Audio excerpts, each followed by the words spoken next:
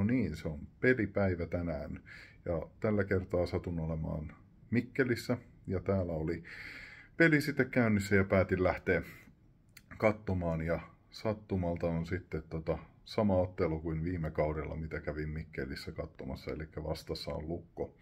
Tällä kaudellahan on ollut hirveästi puhetta siitä, että peleissä ei ole käynyt porukkaa ja etenkin täällä Mikkelissä yleisökeskiarvot on aivan romahtanut. No, nyt saadaan sitten vertailupohjaa siihen, että näkyykö se tunnelmassa tuolla, että kun vastustaja on kerran täysin sama, niin se vaihtelu sitten ei ainakaan vastustajan mielenkiinnosta sitten jää kiinni. Että katsotaan, miltä hallilla näyttää. Minä lähden tästä nyt kävelemään hallia kohti tästä hotellilta, eli sellainen kiva 3,5 kilometrin iltalenkki tähän työpäivän päätteeksi.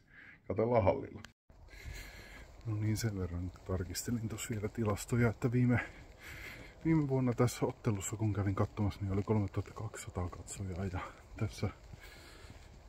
tässä kuussa on ollut noin 2500 keskiarvoltaan katsojamäärä, että katsotaan kuinka paljon sitten tänään. Toki viime kerralla oli helmikuu, että runkosarjan loppupuoli ja nyt ollaan lokakuussa, että mennään sitten alkupuolta tuota kautta.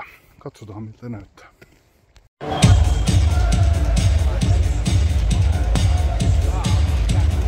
Hyvä yleisö, oletteko valmiina?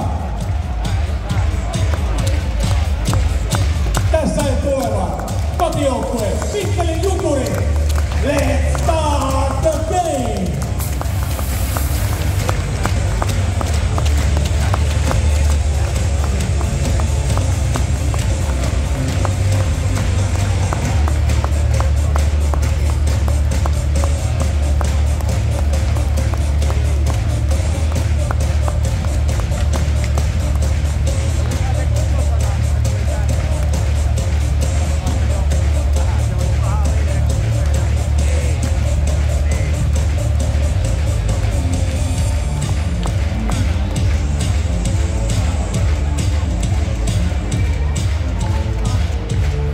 Hyvä yleisö, suomalainen jääkiekko-yhteisö kohtasi maanantaina surullisen uutisen, kun tieto Janne Puhakan poismenosta saavutti meidät. Puhakka oli tärkeä esikuva, jonka rohkeus ja avoimuus jättivät lajimme lähtemättömät jäljet. Jääkiekon SM-liiga ja liigan seurat esittävät syvimmän osanottonsa Puhakan perheelle ja läheisille. Hiljemmin nyt kunnioittamaan Janne Puhakan muistoa.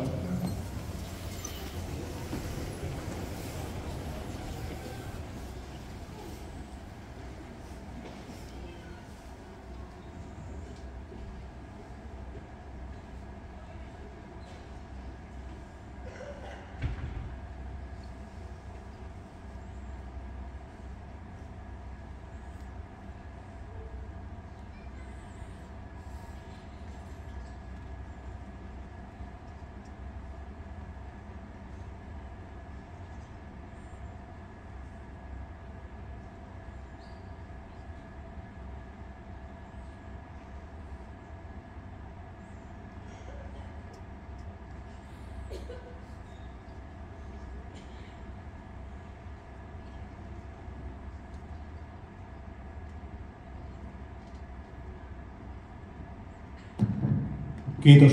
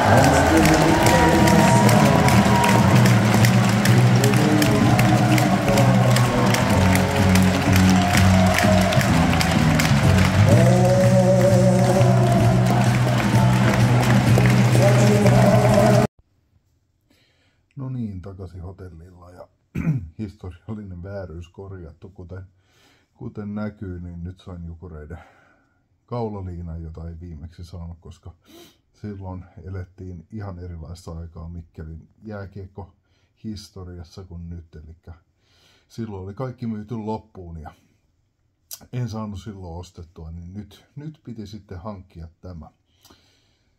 Silloin oli tosiaan 3400 ihmistä katsomassa peliä tuolla tätä samaista lukkoa vastaan ja nyt oli 2100 ja kyllä se siellä aika lailla näkyy, että sinänsä surullista, että väkeä ei käy, mutta se on tietysti ihan ymmärrettävää, että noi otteetkaan on ollut niin kummoset, mutta olisi se hyvä, että paikallista tuetaan niinä huonoinakin hetkinä, eikä ainoastaan silloin, kun sitä menestystä tulee, että vaivautukaa sinne hallille siitä huolimatta, mitä sitten tulostaululla näyttää.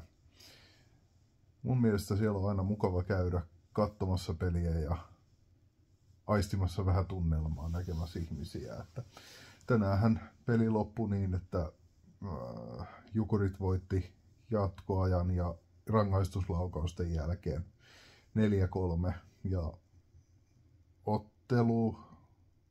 ottelun kuvan huomioon ottaen se oli todella hyvä tulos, että käytännössä Herpin maalissa pelasti nämä pisteet kyllä sitten Jukureille, että kyllä Lukko-peliä hallitsi ja sen se olisi pitänyt viedä, mutta tällä kertaa näin ja aina mukava, kun kotijoukko ei voittaa, vaikka en erityisesti Jukuri-fani olekaan.